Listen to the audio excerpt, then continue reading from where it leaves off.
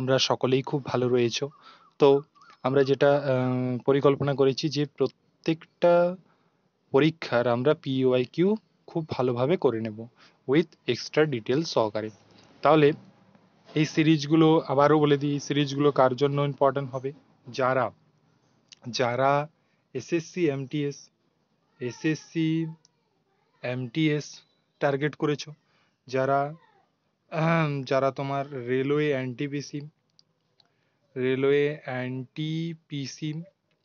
এবং যারা SSC GD target করেছো, তাদের জন্য এই ক্লাসগুলো অত্যন্ত গুরুত্বপূর্ণ। জিকেতে তোমরা এই ক্লাসগুলো করলে জিকেতে তোমরা 80 থেকে 90% কমন পেয়ে যাবে। ওকে, তো এগুলো তোমরা খাতাতে নোট ডাউন করে নিতে পারো, নয়তো আমি এইটা ক্লাস শেষ হওয়ার 5-10 মিনিট পরেই আমি তোমাদের টেলিগ্রামে, অর্থাৎ এই যে এর দেখবে ডেসক্রিপশনে তোমাদের টেলিগ্রামের লিঙ্ক থাকে, সেই টেলিগ্রামে গিয়ে তোমরা জয়েন হয়ে থাকবে। তাহলে তোমরা এই যে প্রতিদিন করানো যে প্রতি শিফটের যে সমস্ত জিকে উইথ এক্সট্রা ডিটেলস, সেগুলো তোমরা সেই টেলিগ্রামে পেয়ে যাবে। সেখান থেকে তোমরা প্রিন্ট আউট করে পড়তে পারো, বা খাতাতে নোট ডাউন করতে পারো, বা ফোন দেখে পড়তে পারো। পড়তে হবে তোমাদের, ঠিক আছে? আগের দিন আমরা এনটিপিসির একটা পরীক্ষার অ্যানালাইসিস করেছিলাম উইথ এক্সট্রা ডিটেলস সহকারে। আশা করি তোমরা সকলেই সেটা পড়েছো। তো আজকে আমরা এসএসসি এমটিএস এর 2রা মে যে 2023-এ ফার্স্ট শিফটে যেটা জিকেতে যে প্রশ্ন এসেছিল, সেই প্রশ্নটা নিয়ে আজকে আমরা আলোচনা করব। তো এরপরে আমরা এসএসসি জিডি নিয়েও আলোচনা করব। আর একটা কথা বলি, দেখো, যেটা হচ্ছে কি, যারা ভাবছো যে ডাব্লিউবিপি, কেপি, ডাব্লিউবিপি, কেপি এগুলোর জন্য কি দাদা এগুলো কাজে লাগবে না? 2024-এ যে ডাব্লিউবিপি, কেপি অবশ্যই কাজে লাগবে। এই ছাড়াও তোমাদের জন্য আরো একটা জিনিস আমি ভেবেছি, যেটা হচ্ছে গিয়ে তোমরা, আমি তোমাদেরকে 2015 সাল থেকে ফার্স্ট আমি তোমাদের জন্য ডাব্লিউবিসিএস পরীক্ষার যে প্রশ্নগুলো এসছে 2023 পর্যন্ত আপডেটেড সমস্ত জিকে প্রশ্ন করিয়ে দেব। তোমরা পরীক্ষায় গিয়ে দেখতে পাবে যে ডাব্লিউবিসিএস থেকে কত রকম বা কত কপি পেস্ট হয়ে থাকে আমাদের এই ডাব্লিউবিপি এবং কেপি এক্সামে। তাহলে এগুলো তোমাদের আমি করিয়ে দেবো 2015 থেকে একদম আপডেটেড 2023 পর্যন্ত যতগুলো ডাব্লিউবিসিএস এক্সাম হয়েছে, সমস্ত প্রিলিমিনারি এক্সামের যে জিকে গুলো রয়েছে সেগুলো আমি করিয়ে দেবো। এছাড়াও তোমাদের যে ডাব্লিউবিপি এবং কেপিতে 2015-16 অর্থাৎ সাল থেকে যে সমস্ত পরীক্ষাগুলো হয়েছে, সেই সমস্ত পরীক্ষার জিকে ভাগটা আমি উইথ এক্সট্রা ডিটেল সহকারে করিয়ে দেবো। কোনো চিন্তা করার দরকার নেই। আর তোমরা এগুলো খাতাতে নোট ডাউন করতে থাকো এবং পড়তে থাকো। যেহেতু আমাদের স্টেট এক্সাম একটু ঢিলে হয়ে থাকে, তাই আমাদের সেন্ট্রাল এক্সামের দিকে ফোকাস করা উচিত। অর্থাৎ আমরা যে সমস্ত যে এক্সামগুলো দেখতে পাই প্রতি বছর, এমটিএস, ঠিক আছে, এনটিপিসি এরপর বেরোবে, এনটিপিসি এরপরে তোমাদের যে গ্রুপ ডি আছে না, এই গ্রুপ ডি জন্য তোমাদের ক্লাস একটু লেটে শুরু করব। আসলে এনটিপিসির কিছুগুলো ক্লাস হয়ে যাক, তারপরে আমি গ্রুপ ডির যে জিকেটা রয়েছে সেগুলোও কমপ্লিট করে দেবো। আশা করি তোমরা এই ক্লাসটা দেখো, খুবই উপকারে আসবে, এবং বন্ধুদের মধ্যে অবশ্যই শেয়ার করে দাও, যাতে যারা এই পিইউআইকিউ করছে না তারা যে কতটা ভুল করছে, তারা যারা করছো তোমরা অবশ্যই বুঝতে পারবে কতটা বেনিফিট এগুলো করায়। তো দেখো, এমটিএস এর যে প্রথম প্রশ্নটা এসেছিল সেটা হচ্ছে যে দাক্ষিণাত্যে মারাঠাদের দ্বারা সংগৃহীত ভূমি রাজস্বের 25%কে কি বলা হয়? 25%কে আমরা বলে থাকি কি? চৌথ। 25%কে চৌথ বলে থাকি। চৌথ ছিল ভারতীয় উপমহাদেশে মারাঠা সাম্রাজ্য কর্তৃক আরোপিত একটা নিয়মিত কর। তাহলে চৌথ কি ছিল? একটা কর। কেমন? এরপরে দেখো, এরপরে যে প্রশ্নটা আসছে সেটা হচ্ছে গিয়ে the race of my life, বিখ্যাত ভারতীয় ক্রীড়াবিদ কার আত্মজীবনী? মিলখা সিং, ভিভিআই। তোমাদের এগুলো ডাব্লিউবিপি তেও এসে থাকে এই সমস্ত ধরনের প্রশ্নগুলো। ওকে, দেখো, তাহলে the race of my life এটা কার আত্মজীবনী? মিলখা সিং এর আত্মজীবনী। দেখো, কোন বস্তুর ওপর ছত্রাক জন্মাতে পারে? এখানে তোমাদের এই চারটে অপশন দেওয়া ছিল যে রুটি, আচার, চামড়া না বস্ত্র। এখানে প্রত্যেকটাই ঠিক হবে। ওকে, এখানে তাহলে কোন বস্তুর ওপর ছত্রাক জন্মাতে পারে? এখানে সবগুলোর ওপরই ছত্রাক জন্মাতে পারে। এরপরে দেখো, 4 নম্বর প্রশ্ন এসেছিল যে আগস্ট 2022 সালে ভারতের প্রধানমন্ত্রী ড্যাশ এ হোনি হোমি ভাবা ক্যান্সার হাসপাতাল উদ্বোধন করেছিলেন বা করেন।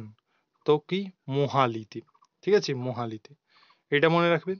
এবং 5 নম্বরের কোশ্চেনে যে এসেছিল কোনটি অরুণাচল প্রদেশের একটা কৃষি উৎসব এবং গারো উপজাতি দ্বারা উদযাপন করা হয়ে থাকে। গারো উপজাতি দ্বারা উদযাপন করা হয় কি না, মপিন। ওকে, তাহলে তোমরা এইটা রিলেট করতে পারছো যে বিভিন্ন উৎসব রিলেটেড, অর্থাৎ আর্ট অ্যান্ড কালচারের যে ইম্পর্টেন্ট যে উৎসব রিলেটেড, সেগুলো তোমাদেরকে মুখস্থ করতে হবে। আমি 4টে দেখো এক্সট্রা ডিটেলস দিয়েছি, এরপরে আরো অ্যাড করব পরবর্তীতে সিরিজগুলোতে। অন্ধ্রপ্রদেশে হচ্ছে উগাদি, অরুণাচল প্রদেশের হচ্ছে গিয়ে লোসার, আসামের হচ্ছে গিয়ে বিহু, এবং বিহারে হচ্ছে গিয়ে ছট পূজা। এগুলো তোমরা অবশ্যই মনে রাখবে এই ক্লাসের পর, আর যেন না ভুল হয়। এরপরে দেখো 6 নম্বর প্রশ্ন কি আছে। 6 নম্বর প্রশ্ন রয়েছে যে একটি সোনার খনি, একটা সোনার খনি ধসের কারণে খাবারের শিরোনামে আসা জিনজিয়া অঞ্চলটি অবস্থিত কোথায়? জিনজিয়া অঞ্চলটি অবস্থিত চীনে।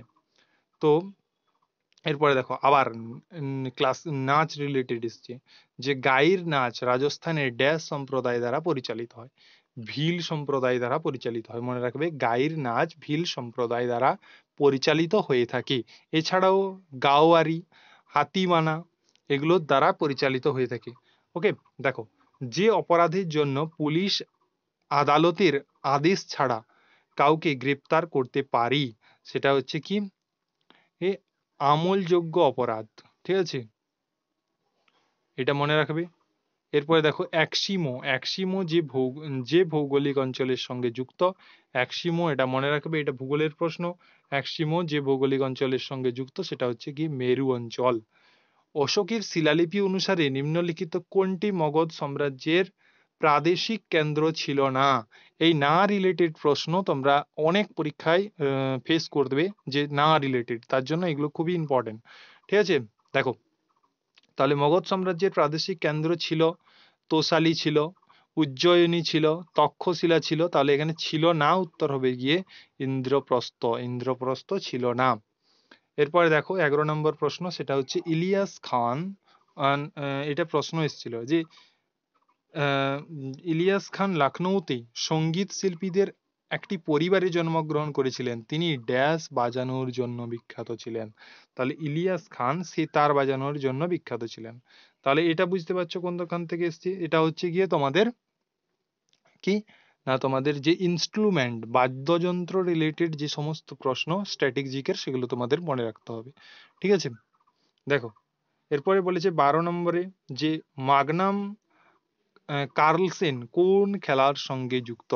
তাহলে স্পোর্টস রিলেটেড প্রশ্ন এসে থাকে। তাহলে মাগলান কার্লসেন কোন খেলার সঙ্গে যুক্ত? দাবা খেলার সঙ্গে যুক্ত। ওকে, দেখো এরপরে বিশ্ব ব্যাংকের শ্রেণীবিভাগ 2020 থেকে 2021 অনুসারে ভারত ভারত ড্যাশ বিভাগের অন্তর্গত। ভারত হচ্ছে মিশ্র মাধ্যম আয়ের অন্তর্গত। এশিয়া গেমসের 1982 সংস্করণ আয়োজক করেন কোন দেশ? আয়োজক কোন দেশ করেছিল? এটা হচ্ছে ভারত। এটা তোমরা সকলেই জানো। 15 হচ্ছে গিয়ে 18 শতকে ব্রিটেনে শ্রুতি শিল্পের বিকাশের ফলে 18 শতকে ব্রিটেনে শ্রুতি শিল্পের বিকাশের ফলে কি না, ভারতের বস্ত্রাদি উৎপাদন হ্রাস পায়। ভারতের বস্ত্রাদি উৎপাদন হ্রাস পেয়ে থাকি। এরপরে দেখো 16 নম্বর প্রশ্ন। 16 নম্বর প্রশ্ন হচ্ছে গিয়ে মানবদেহের স্বাভাবিক তাপমাত্রা কত? এই অপশনটা এটা এসেছিল ডিগ্রি সেলসিয়াসে। ওকে, দেখো আমরা জানি 98 ডিগ্রি 4 ফারেনহাইট, এটা 98 ডিগ্রি 6 ডিগ্রি ফারেনহাইট, এটা আমরা জানি। তো তোমাদের কি এসছে? সেন্টিগ্রেড এসছে। তাহলে তোমাদের মনে রাখতে হবে যে মানবদেহের স্বাভাবিক তাপমাত্রা হচ্ছে গিয়ে সেলসিয়াস 37 ডিগ্রি সি। ওকে, তো ভারতের কয়টি বায়োস্ফিয়ার রিজার্ভ রয়েছে? ভারতে বায়োস্ফিয়ার রিজার্ভ রয়েছে 18টি। মনে রাখবে, ভারতে বায়োস্ফিয়ার রিজার্ভ রয়েছে 18টি। তো খেজুরাহোর মন্দির খেজুরাহোর মন্দির কোন রাজবংশের আমলে নির্মিত হয়েছিল? চান্দেলা চান্দেলা রাজবংশের আমলে কি হয়েছিল? এটা নির্মিত হয়েছিল। বাজেট 2023-24 অনুসারে সরকারের প্রতি 1 টাকা পূর্ণ প্রাপ্তির জন্য কর্পোরেশন ট্যাক্স থেকে কত টাকা আসে? কি 15 পয়সা। কত টাকা আসে? 15 পয়সা।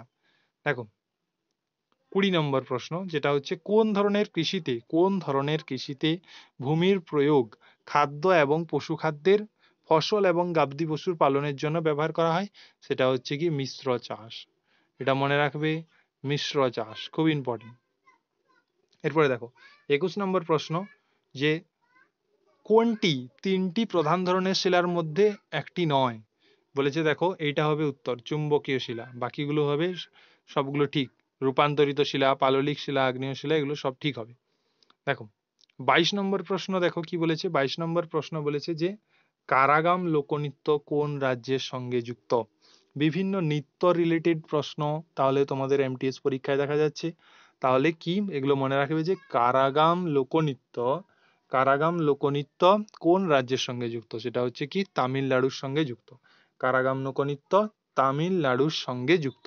এছাড়াও আরো কয়েকটা আমি দিয়েছি এক্সট্রা ডিটেলস, পরবর্তীতে আরো অ্যাড করব। দেখো তামিলনাড়ুতে কি কারাগাম, ভারতনাট্যম, কলাট্টম, ঠিক আছে। এরপরে রাজস্থান দেখো ঝুমুর, কালবেলিয়া, ভাওয়াইয়া। আসামে বিহু, সত্রিয়া, ঝুমুর নাচ এবং হরিয়ানায় রয়েছে ঘমর, ভাগ নাচ, তারপরে খরিয়া নাচ, এই সমস্ত কিছু মনে রাখবে, ঠিক আছে।